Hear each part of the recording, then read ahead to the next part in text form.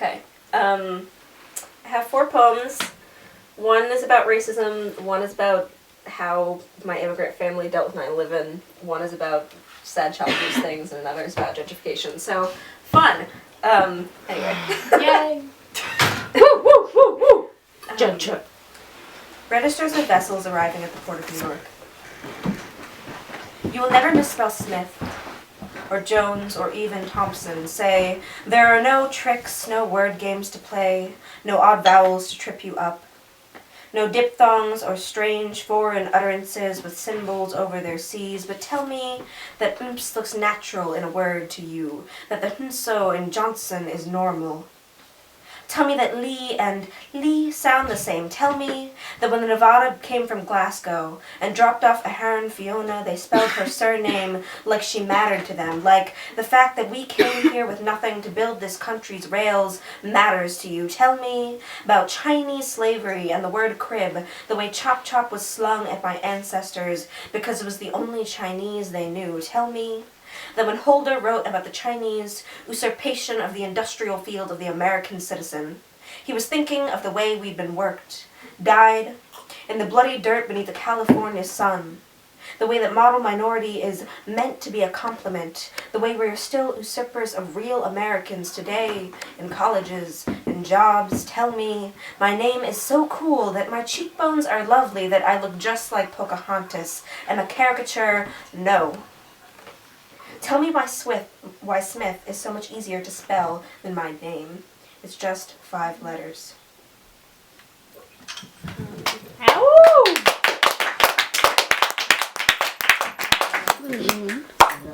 I wrote this yesterday. I don't know if I like it. So, 10-year age gap. Yes. 10-year age gap. That's what we tell them. 10 years stretching between small fingers and silver rings, the way your black silk mop of sticky hair feels damp against my arm. I don't remember how to be alone. 10 years alone, small and shameful, then 10 years of diapers and fractions, of sitting up at night with baby's fear and singing your dough-brown eyes to sleep. Today, winter threatens sharp, slipping beneath the slim skin of cotton, the water sitting on dead and dying leaves and fat drops, like the ugly bottle glass Mancala pieces you always wanted to put in your mouth.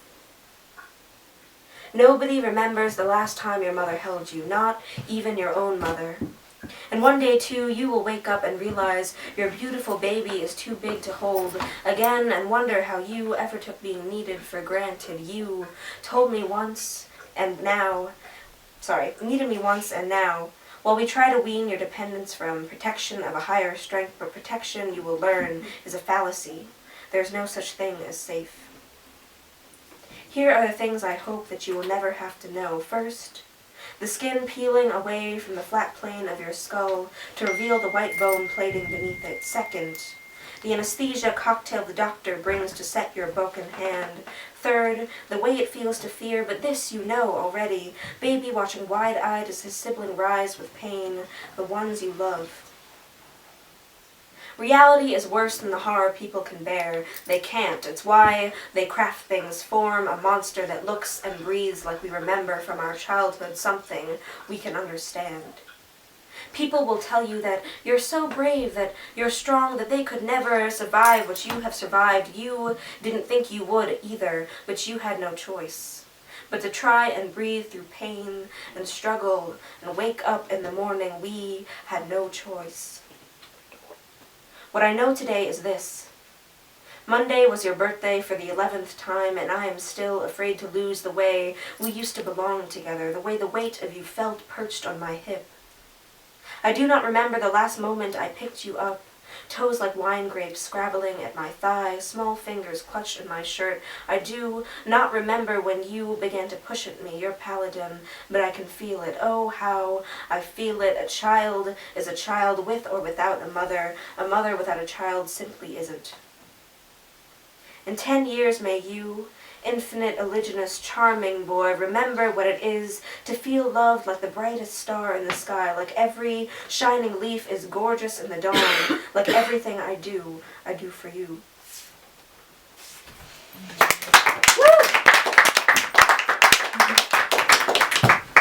sugar ices and hot red tongues flicking mischief at the fine chapped corners. I want the old Jewish neighbor, retiree cop, and Scrivener's slush pile boy, now neighborhood watchman. I want humid nights and icy sidewalks where Latino kids from the housing projects 2 streets over will shovel your little gnome-infested yard. I want blue-collar, Italian father playing catch with his son in the street, and a warm, open mitt, brown butter leather in his hand. And the giggle of youth and family. I want to see the wrinkled Chinese woman buying milk at Korean bodegas. I want the working girl on the corner, 70 and fucking beautiful, to smile hello, know my name, ask for news of my brother. I want to sit with the man with one leg and an old mutt shepherd with its one tatty ear. I want this neighborhood to stay the same as it ever was 2 or 10 or 15 decades ago, but I can't ask you for that, can I, Green Lady? Woo.